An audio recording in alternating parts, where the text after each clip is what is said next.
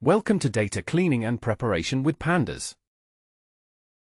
In this lesson, we will explore how to use the Pandas library to clean and prepare data for analysis. You will learn fundamental techniques, loading data, handling missing values, fixing errors, and getting your data ready for real-world tasks. No prior experience needed. Let us get started and see how powerful Pandas can be. Running the cell now. Let us set things up to work safely and smoothly. This code hides warnings, so we see only what is important. This keeps the notebook output clean. Now, we bring in Pandas and Matplotlib. Pandas helps us clean data. Matplotlib lets us plot charts to understand data. Pandas is used for data analysis and cleaning. Matplotlib is for making graphs and plots.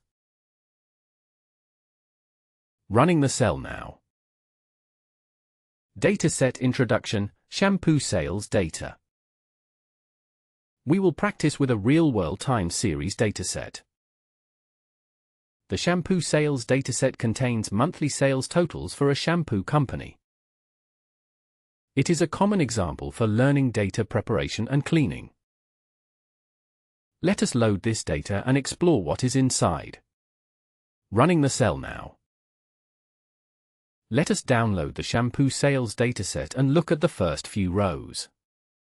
This tells Pandas to load the CSV file straight from the web. We keep the web address in a variable. We use Pandas to read the CSV into a data frame. A data frame is like a table in Python. Create a sequence of monthly dates starting at January 1901. Convert the month column to date-time format. We print the shape so we know how many rows and columns there are. We display the first 5 rows to see what the data looks like. Running the cell now. Try changing the dot head number to see more or fewer rows. Plots help us understand trends and spot problems. We create a new figure for the plot. We plot the sales column as a line chart. This draws the line using monthly sales. We add a title so we know what we are seeing. This labels the horizontal axis as months. This labels the vertical axis as sales values. Now, we show the plot. Running the cell now. What does the pattern look like? Can you spot a trend or any strange points? Checking data types. Data can come in many forms, numbers, text, or dates. It is important to check these types, so nothing surprises us later. Every column in Pandas has a data type. Let us see what types our shampoo data has. Running the cell now. Let us check what sort of data we have in each column. This line shows the data type for each column. Data type means what kind of data is stored, like numbers or words. Running the cell now. Can you guess what type each column should be? Dates are special and can be tricky. Let us make sure our month-to column is seen as dates. We use Pandas to try and convert the month column to actual date values. We say coerce so that if Pandas cannot make it a date, it will set it as missing. We check again to confirm that month is now a date-time type. Running the cell now. If a column has missing or strange dates, do not worry, we will fix it soon. Finding missing data. Sometimes there are blanks, holes, or weird values in our data. Cleaning means finding and handling these. Let us check for missing values. Running the cell now. Let us see how many missing values there are in each column. The isNull function marks missing items. The sum counts how many there are for each column. This helps us decide how to handle problems. Running the cell now. Notice which columns have missing values. Missing data can cause issues in calculations later. Let us fix missing sales by filling them with the average value. We find the average of the sales column using mean. We replace all missing values with this average. This keeps our data from having empty spots. Now, the sales column has no missing values. We print again to check if anything is still missing. Running the cell now.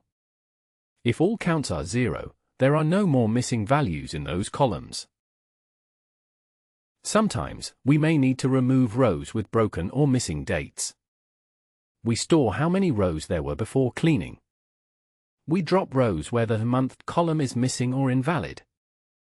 We store the new number of rows. We print out the round numbers to compare before and after cleaning. Running the cell now.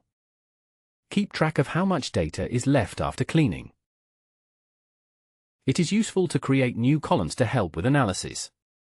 Here, we make a new column called sales_k for sales in thousands. Dividing by 1000 makes the numbers smaller and easier to read. We look at the first 5 rows to see our new column. Running the cell now. Try adding your own columns for practice. For example, try making one with sales doubled. Outliers are values that look very different from the rest. They can make plots and averages misleading. We find sales values above 10,000, which are likely mistakes. We create a new data frame with only the reasonable values. We print out how many strange values were removed. Running the cell now. Removing or fixing outliers makes our data more reliable.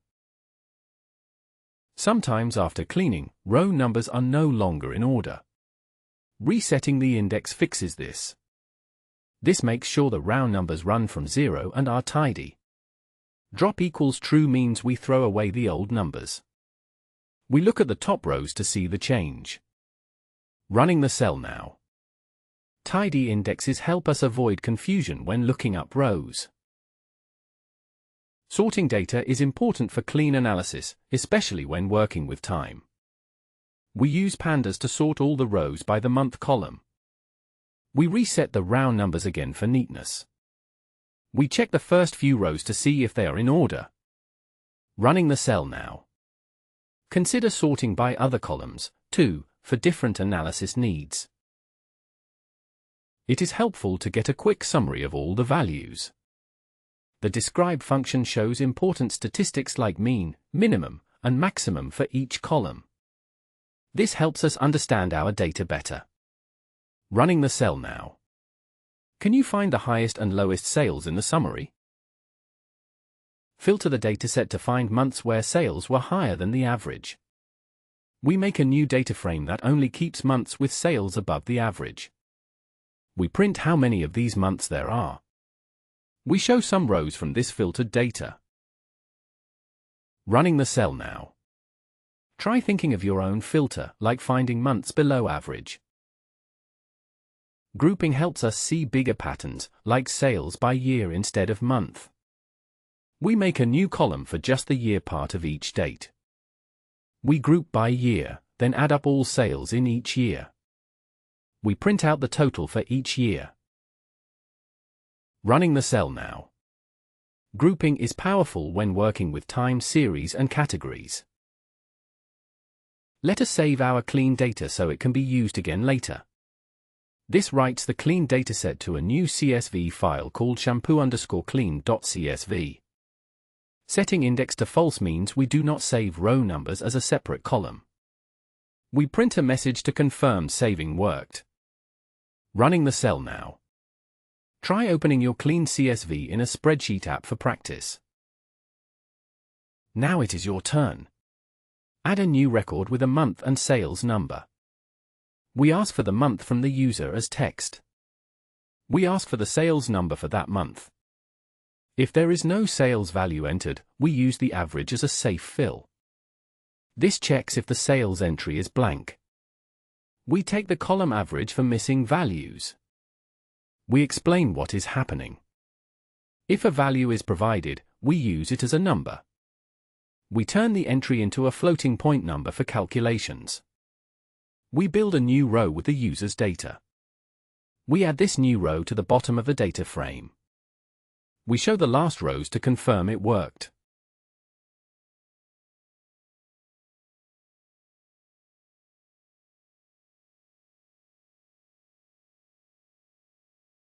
Running the cell now. Try adding different months and sales amounts. Play with missing values, too. If you found this lesson helpful, subscribe for more hands-on tutorials. Mini Project Part 1, Spotting Mistakes. Take a copy of your data and manually introduce a few unusual values, like -100 or 99,999. Can you use Pandas to find and remove them? Try using filters and conditions as you practiced. Give it a try before moving on to the next part. Running the cell now. For the mini project, let us find which months are missing, then fill those gaps. We create a list of every month between the earliest and latest in the data. We rebuild the data frame so there is a row for every single month. This line finds the rows that are missing sales numbers. We print how many missing months were found. We fill the missing months with the average sales value. We look at the top rows to see how the filled data appears. Running the cell now. Filling missing time periods prepares our data for powerful time series analysis. Professional tip: keep your original data untouched so you can go back and check or start over. We reload the original data to make a safe backup. Now we can always refer back to it if needed. We print the shape to check the backup. Running the cell now. You can compare raw and clean data anytime to be sure you did not lose anything important. Sometimes files use different symbols to separate values. Check and set that sep argument if needed. We try to load using the comma as the separator. If the table looks weird, try a semicolon or tab instead. Printing the head helps us check if columns loaded right. Running the cell now. When data looks strange, always check your file separator. Want to know all unique items in a column? Use .unique. We look at all the different years in the year column. Running the cell now. Try .unique on the sales column to see which sales totals repeat. Challenge time. Try these exercises. 1. Create a column for sales as a % of the year's total. 2. Plot only months with below average sales. 3. Save a copy where sales are at least 2,500. Use what you have learned: filters, calculations, and saving files. Pause the lesson and try now. Running the cell now. Recap: key skills. Loading and exploring data. Finding and fixing missing values. Removing outliers. Making new columns and sorting or pivoting. Saving and exporting clean data. You now have a strong foundation in using Pandas for real-world data cleaning. Running the cell now. Final thoughts and next steps. Well done! Keep practicing on your own data. Want more lessons like this? Like and subscribe to the channel. Share your mini projects and questions in the comments below. See you next time. Running the cell now.